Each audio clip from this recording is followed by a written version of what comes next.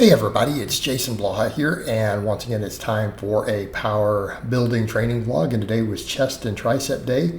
And today I did what I've been doing, just built up to a nice solid training max on the bench press.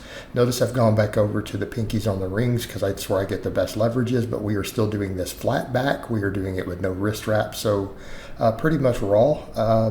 Just did a 315, it felt pretty light, so I went up to 325 and just called it there. Obviously not a true max, we're just trying to get a nice solid training max in.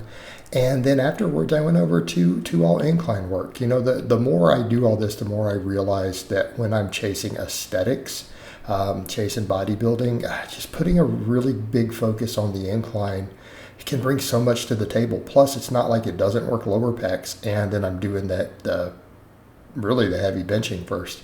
So realistically, there is actually some lower pec stimulus from that, and people can argue about that all they want, but at the end of the day, I'm going to treat my training like the training max on my big three, and then it's all going to be thinking about bodybuilding from that point after that every week. So also in keeping with what I've said I'm doing six work sets, not counting the maxes. I want about 6 really high quality work sets per muscle group on this split. I'm aware that seems to be on the lower volume, but keeping in mind at least half of those are big compound movements, right? And particularly the chest stuff, for example. And also keeping in mind, we did titrate up to a training max. There is a training response to that. And then 6 big compounds of hard sets. 3 of them were to failure, technically 4 to failure out of those 6. Now these I left about a rep in the tank. Notice it slows down a little, so I did a couple sets of 6 on the incline. And I do like kind of just working with this. This is one reason I'm like, I don't want to do a bunch of benching in an incline because then I have to go so light. If I really want to get strong on the incline, because I do think getting a 315 incline, right, would work wonders for just my overall aesthetics, building to that strength level, not meaning the 315 incline itself, but rather the ability to do it. But on these, I did the sets of 6 were pretty decent, and then I got to this last one, and that 5th rep, notice it, I failed. I had to shift under that and grind do it because the bar dipped. I couldn't lock it. So I had to cheat just a little bit, and it's so subtle that you barely see it, but the bar dipped, so it's clear I had to. So that was failure. All right, so then I went over to the dumbbells, and I had been thinking about just doing flat bench and then going to the dumbbell incline, but I'm like, let's just double down and do lots of incline right now. Again, I've got a heavy bench in there, and I predict my bench is going to do just fine on it. But the thing I've noticed is, about 6 sets really is kind of my threshold, because notice even on that exercise, the 3rd set, we lost just a small amount of performance, okay? So on these, I went to failure, and I lost a rep or 2 pretty much every set. But now I kept these breaks short, so we got like 12 or 13, and then I think we're down to like failing on rep 10 on the 3rd set. So these are fairly light, but I've also done some really hard incline barbell first. So these 75s are challenging enough. But the thing is, with the dumbbells like this, we want to keep this light enough that we can kick them into position and do full ranges of motion. And so, if you need help on the incline dumbbell, I'm going to say, unless you're just a monster who's using massive weights, you're probably going too heavy. This is a finesse movement. It's there to finish the chest off. And in my case, that's what I'm doing with it, right? Using it as a chest finisher. And that's the thing. I got a great amount of chest stimulus today. Everything felt good, but we're not beating our joints up. And I feel like, again, I should probably do some videos on this. I guess people aren't really aware, thinking that I am doing this stuff natty these days. So the volumes matter. And I feel like maybe that's worthy of its own discussion of training volume differences and why that matters, right, when it comes to muscle growth stimulus. Totally separate topic.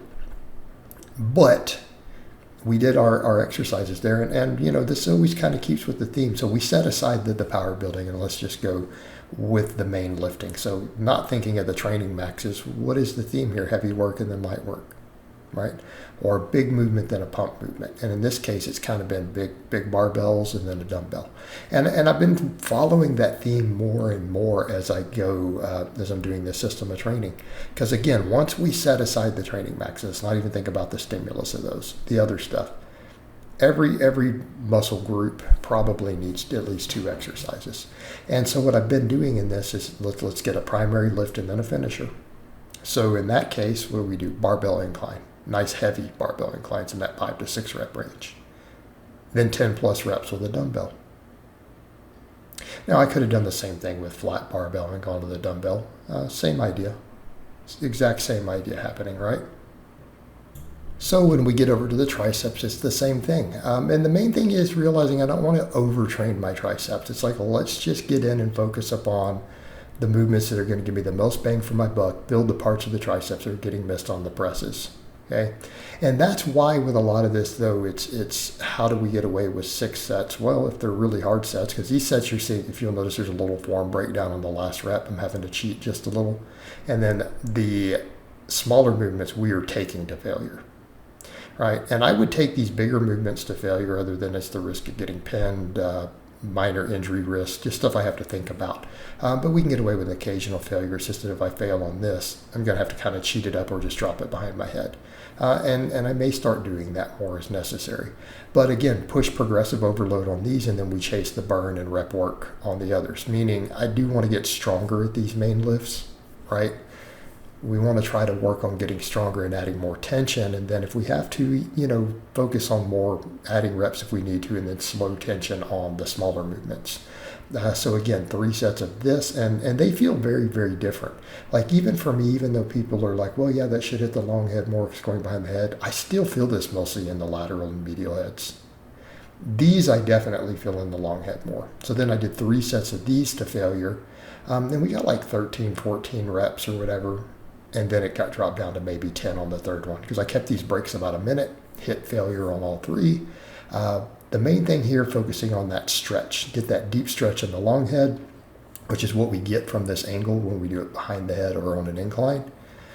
So again, that's the name of the game. And this finishes it off. But again, this is the idea. If you're careful in your exercise selection and the sets are really hard, this works. It absolutely works in terms of volumes. And I've seen plenty of lifters get amazing results. Now, the question would become, why do I still do 5 days instead of 3? 1, because I'm doing vlogs and it's for the camera. Number 2, because some of these are weak points. I really do want them to be fresh. In other words, triceps are a weak link, biceps are a weak link for me, right? They get worked from the first set. There is no exercise that doesn't work them on those days. If we're mixing other stuff in, some of those weak points may not get trained until the second or third exercise. Okay, that's not really ideal for some of this, so hence the higher frequency matters. Plus it keeps me in the routine of always training Monday through Friday, right? Will I eventually maybe do the 3-day like some of my clients do on a push-pull leg? Sure. At the moment, I like doing the 5-day a week. I think it's good for what I do, and I do like it for just getting in the gym more, right? Keeping energy turnover higher, all that stuff. But these workouts are pretty dang short. And then, of course, we finish with a set of hanging leg raises like we try to do most workouts. But overall, real happy with today's session. Everything felt good. Felt like it's recoverable, though, while still getting a good stimulus. So I hope it's been informative, and I'll talk to you guys and gals next time.